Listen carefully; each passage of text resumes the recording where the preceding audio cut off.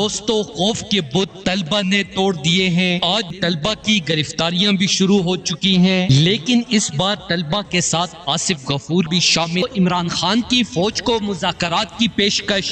دوست آصف غفور نے فوج کا جواب بتا کر ہر مسلمان کو خوش کر دیا۔ سوشل میڈیا پر آصف غفور کا کہنا تھا کہ ہمیں پتہ ہے کہ عمران خان نے فوج پر کبھی الزامات نہیں لگائے بلکہ تنقید کی ہے۔ فوج پر عمران خان نے اس وجہ سے تنقید کی تھی کہ تنقید جمہوریت کا حسن ہے۔ شہباز حکومت کا صرف ایک ہی مقصد ہے کہ یہ کمزور اور طاقتور کی لڑائی جو ہے وہ ہمیشہ چلتی رہی، خواہ وہ قبیلے کے لیول پہ ہو، شہر کے لیول پہ ہو۔ یہ پاور آف سٹرگل ہے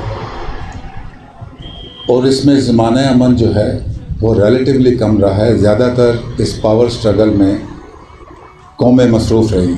جب تک پاکستان کو خطرہ سرحدوں سے تھا، پاک فوج مضبوط ہوتی رہی، فوج پاکستان مضبوط ہوتی رہی، لیکن وقت کے ساتھ ساتھ خطرات بھی بدلتے رہے اور یہ جو پاور سٹرگل ہے اس کی حیت بھی بدلتی رہی۔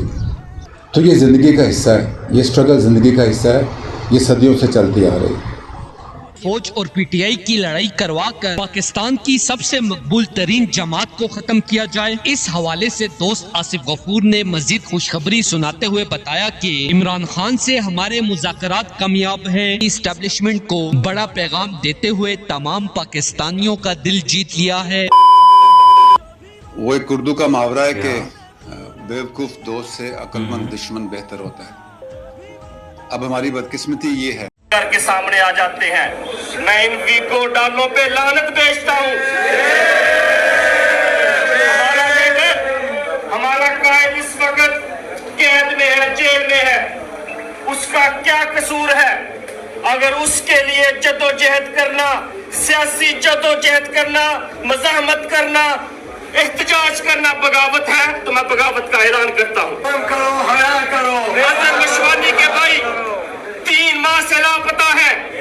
حیدر مجید، حسان نیازی جیسے ایڈوکیٹس ملٹری کسٹڈی میں ہیں۔ ان کا قصور بتایا جائے، ان کا گناہ بتایا جائے۔ ہمارا صرف یہ مطالبہ ہے ان کی کسٹڈی کو غیر آئینی قرار دیا جائے۔ دوستو، ساتھیو، آخر میں ایک بات کہنا چاہتا ہوں۔ موت بستر مرگ پہ بھی آئے گی۔ فیصلہ ہم نے کرنا ہے کہ ہم نے بہادر شاہ ظفر کی موت لینی ہے یا ٹیپو سلطان کی لینی ہے۔ ہمارا ایک ہی نعرہ ہے، جدوجہد، آزادی یا پھر شہادت۔ زندہ ہے طلبہ، زندہ ہے، زندہ ہے طلبہ، زندہ ہے۔